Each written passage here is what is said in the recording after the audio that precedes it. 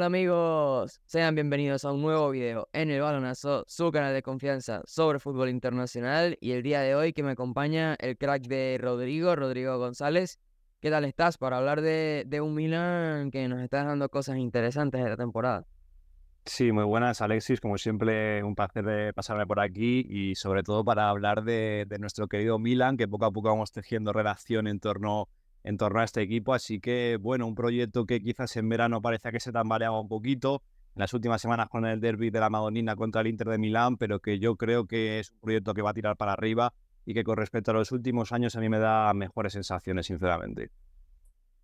Sí, justo ahora que, bueno, en verano quizá se veía un poco oscuro luego de la venta de Sandro Tonali. Han llegado una serie de futbolistas, una serie de una reconstrucción dentro del plantel, los Tijani Reinders, Ruben Loftus-Cheek, que luego en la parte ofensiva, Noah Okafor, Luka Jovic, bueno, en el mediocampo Yunus Musa, luego en el extremo derecho Chukwueze, el mismo Christian Pulisic, y bueno, al final parece que la sensación de todo lo que desembolsó el Newcastle por Tonali ha sido para un bien mayor, que es un problema que arrastraba este Milan a lo largo de las temporadas, que es esa profundidad de plantilla, hacer la plantilla más larga, sobre todo en un equipo en el que las molestias físicas, la fatiga y las lesiones en general, pues mermaban muchísimo en las temporadas, molestaban mucho a Stefano Pioli. De hecho, las lesiones fueron lo que ocasionaron, por ejemplo, la irrupción de Malik Thiaw en el 11, la irrupción de Pierre Kalulu en el 11 en su día también. Entonces, sí, yo creo que más o menos esa venta de Tonali, aunque obviamente es doloroso porque es un jugador que era capital para Milan, no tanto en lo futbolístico, sino también en lo extradeportivo, como insignia. Yo creo que, bueno, al final ha salido fructífera la venta. Sí, yo creo que evidentemente no has ganado una estrella del calibre que era Sandro Tonali para este Milan, pero en contrapunto has construido una plantilla que en líneas generales, aunque haya alguna que otra posición que sigue estando bueno, sobre todo en tema de profundidad, cogida con alfileres, pero es una plantilla mucho más profunda que le da más variantes a Stefano Pioli, sobre todo lo que se venía reclamando en esa banda derecha y que para competir en varias competiciones sí que es lo que para el Milan yo creo que le va a dar para llegar más lejos, eso para ser más regular a lo largo de toda la temporada. Sí, seguro, yo también creo eso. Y bueno, podemos ir repasando línea por línea porque, por ejemplo, en la defensa es cierto que en el mercado no hubo casi nada de movimiento más allá del fichaje de Sportiello para suplir a Mañán, que responde justo a esa necesidad de la profundidad de plantilla, un problema que ha sufrido también el Milan el año pasado con las lesiones de Mañán. Este año justo venimos de un partido reciente donde también sufrió una lesión, que no sabemos la gravedad de la misma, pero sí, básicamente, además de no tener muchos cambios en cuanto a nombres, es una posición, sobre todo con balón, en la fase de inicio, que está sufriendo bastantes cambios, porque Pioli ahora quiere salir desde abajo, intentar manejar su progresión a través de conducciones, principalmente esa conducción de Teo en carril central, conduciendo en 2 más 3 o 3 más 2 con uno o los dos laterales interiores. Y ahí, por ejemplo, Calabria está siendo muy útil y bueno, encima tiene la figura de Malik Thiaw y de Fikayo Tomori, que son dos de los futbolistas más emocionantes del equipo. En este caso, Malik Thiaw, que es uno de los prospectos a nivel mundial más interesantes. Luego Teo, que esa conducción es maravillosa, es top mundial. Y bueno, Calabria, que se ve favorecido por ese rol interior, porque su trato de balón es muy bueno. Y es cierto que quizá temblaba un poco en el 11 los años anteriores, con la inclusión posible de Kalulu en el lateral derecho. Entonces, sí, yo creo que está sufriendo cambios positivos, pero es cierto que tiene que ir manejando mecanismos, ir ganando partidos y experiencia con esta nueva estructura en la que también participa Krunic como pivote. Sí, como dices, es una línea defensiva que quizás ha sido la que menos ha cambiado a lo largo de este verano de fichajes. Hay alguna que otra posición, como digo, en cuanto a profundidad, que cogea un poco. El tema del lateral izquierdo, Teo Hernández no tiene un suplente claro. Por derecha, bueno, vamos a ver Florenzi si puede ir entrando un poquito más en el equipo con respecto a la lesión que tuvo la temporada pasada, pero Kalulu también te puede parchar bastante bien por ahí. Y con respecto al eje de la zaga, pues bueno, es cierto que Tomori y Cio, esa pareja, ilusiona bastante, o Kalulu si vuelve a ocupar esta demarcación aunque sí que es que a nivel de cuarto central, pues entre Kjaer, el nuevo Pellegrino y Caldara que vuelve de cesión, pues quizás ahí la posición también se te queda un poco cojeando, pero en líneas generales ya te digo, es una línea defensiva que emociona, que Pioli está queriendo construir algo nuevo desde atrás, pues sería que has hablado de en 2+3, o a veces en 3+2, uno de los laterales compensando en línea de centrales y otro sumándose a la línea de pivote con Rade Krunic para organizar un poquito más esa salida de balón, con Teo Hernández rajando muy bien por dentro y con Calabria siendo un poquito más ese lateral de perfil organizador, que a mí la verdad que me está sorprendiendo bastante en este inicio de temporada. Es cierto que, como digo, en pareja de centrales, pues Tomori tiene que recuperar su mejor versión, que quizás la vimos hace 2 años, se baja un pelín. Vamos a ver Malick Thiaw cómo va aguantando la presión de establecerse como titular al lado de Fikayo Tomori, pero es cierto que es una pareja que de cara al futuro y también al presente ilusiona bastante en casa AC Milan. Y yo creo que bueno, en ese apartado, más allá de esa profundidad de plantilla, sobre todo, por ejemplo, Simon Kjaer es un gran futbolista, lo demostró el año pasado en Champions League, pero es cierto que ahora si el Milan intenta atacar más en posicional, que parece que es un poco la intención de Pioli,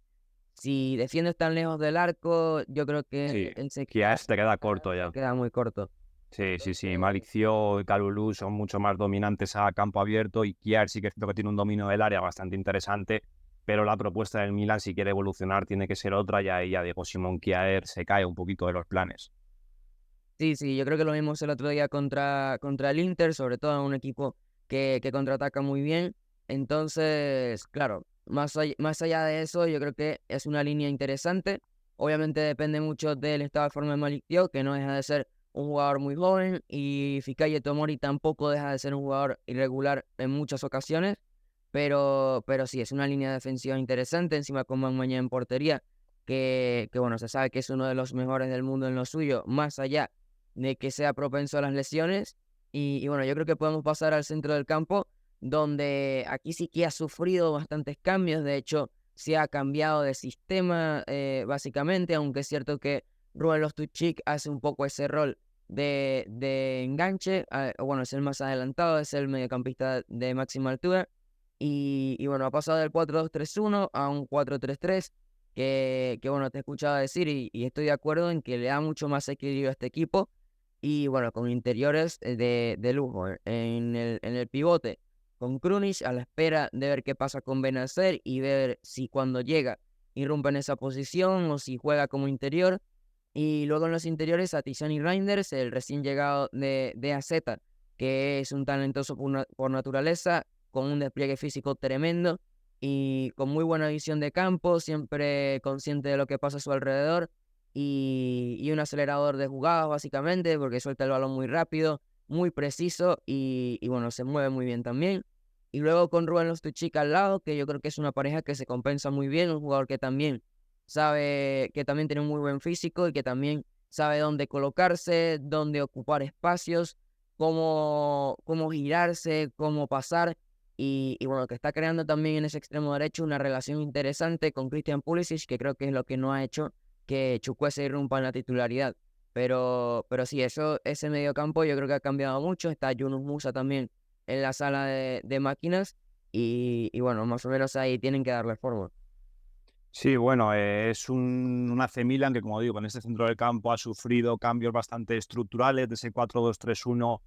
bastante hermético, donde Stefano Pioli trataba de brillar a través de la figura de los mediapuntos, hace un par de temporadas con Calhanoglu, las temporadas pasadas con Brahim Díaz, pues bueno, ya según se han ido vaciando esa zona de mediapuntas, se ha equilibrado más en torno a ese 4-3-3 y al final es un sistema que le da más equilibrio al Milan, pero también más diferencia o alternativas a la hora de establecer las alturas dentro del terreno de juego. Es decir, muchas veces vemos a Ruben Loftus-Cheek soltándose un poquito más y es Tijani Reinders el que viene un poquito más a la base a ayudar a la salida de balón junto a Rade Krunic, que es un jugador un poquito limitado en este aspecto, y otras acciones en las que, bueno, son el propio Calabria o Teo Hernández los que se meten un poquito más por dentro, como hemos comentado antes, para agilizar esa salida de balón y a partir de ahí, en segunda altura, Tijani Reinders y Ruben Loftus-Cheek se encargan de acelerar el juego como esa especie de segundos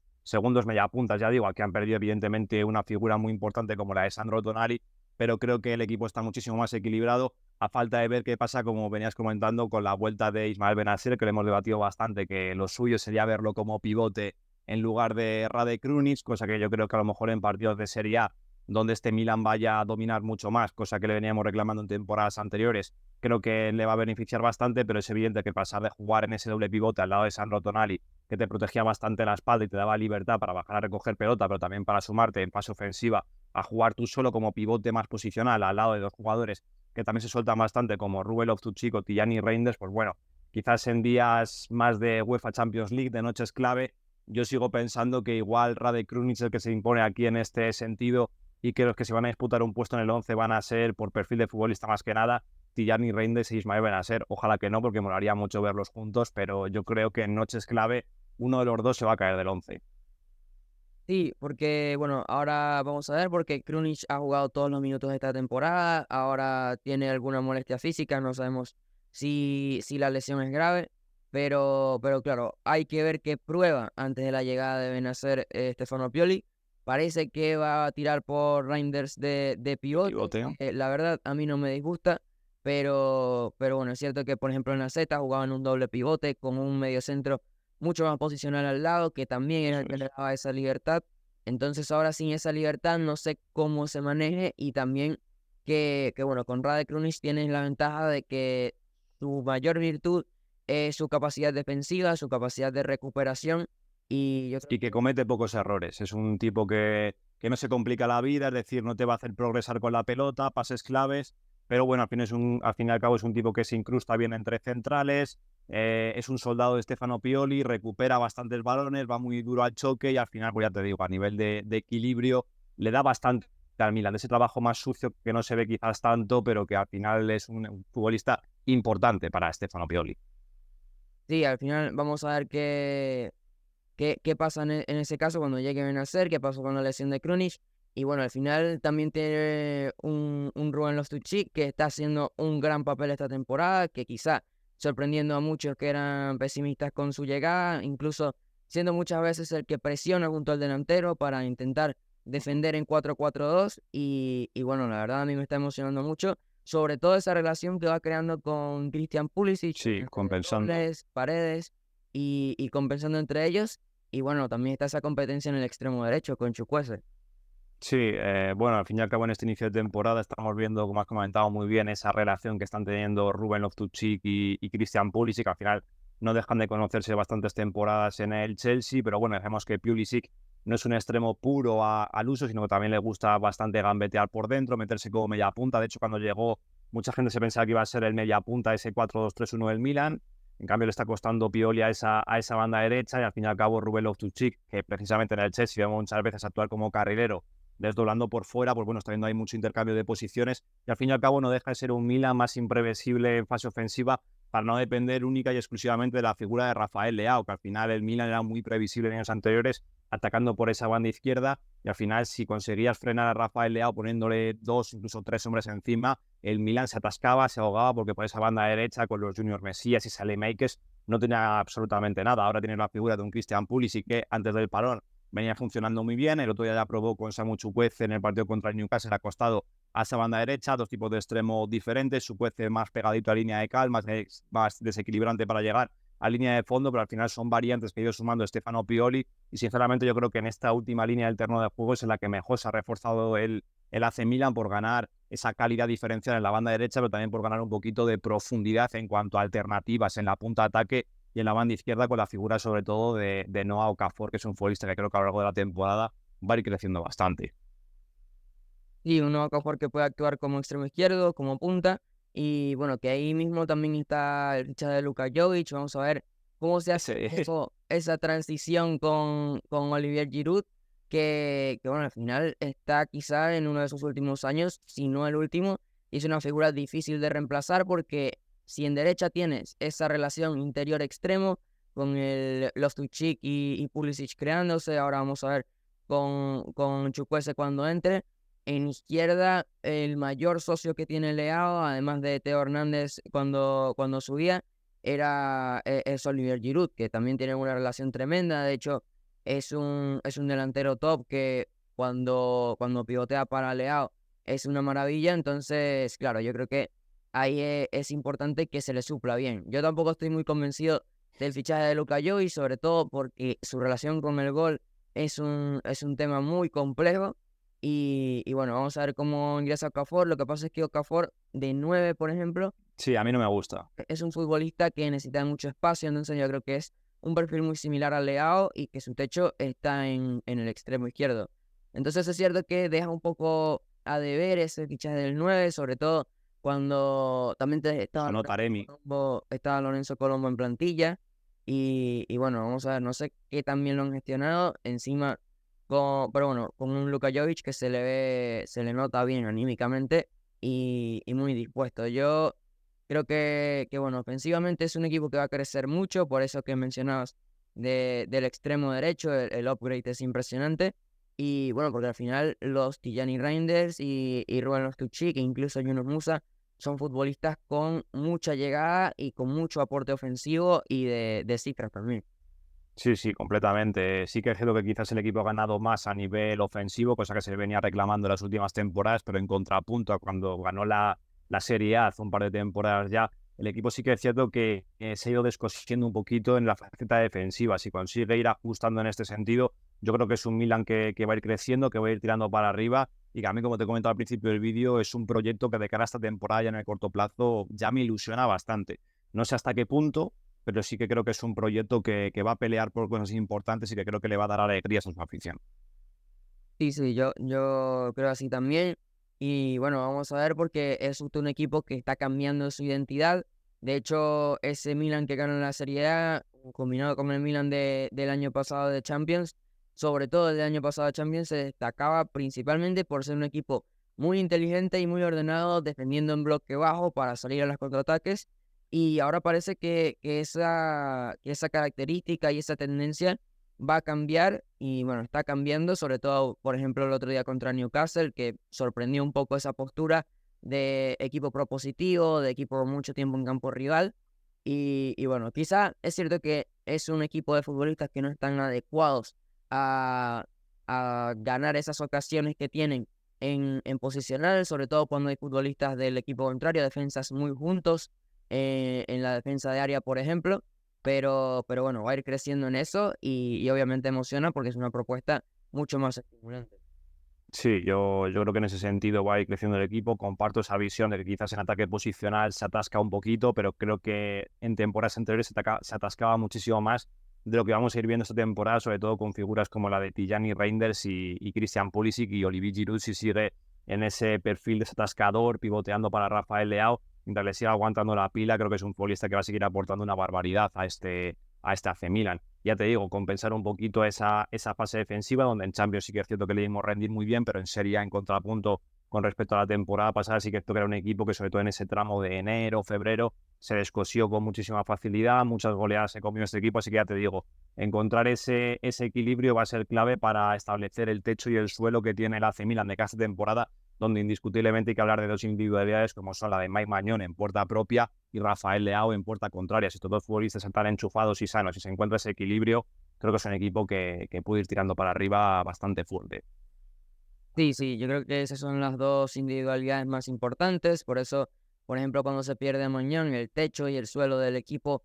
es un caos total. Entonces, claro, vamos a ver, incluso ahora con un mejor suplente que tiene. Pero sí, yo creo que sobre todo la estabilidad del equipo se nota mejor, más en Serie A aún. Y bueno, vamos a terminar un poco con las expectativas en cuanto a resultados. Más o menos, ¿qué te esperas de este Milan? Yo creo que en Serie A el favorito sigue siendo el Inter, que es un equipo con muchas variantes muy buenas. Quizá ha perdido un poco con la salida de Onana, pero ha ganado una variante como Jan Sommer, que quizá en las citas grandes contra presiones no es muy útil, pero es un portero bajo palos muy bueno. Y en general ha mejorado el equipo. La llegada de Fratesi es una locura, la llegada de Marcus Thuram también. Entonces, yo creo que como favorito de Serie A no puedo ver a este Milan, pero sí en cuanto a resultados puedo ver cosas positivas y sobre todo la estabilidad de Stefano Pioli, que era algo que se ponía en duda los años anteriores.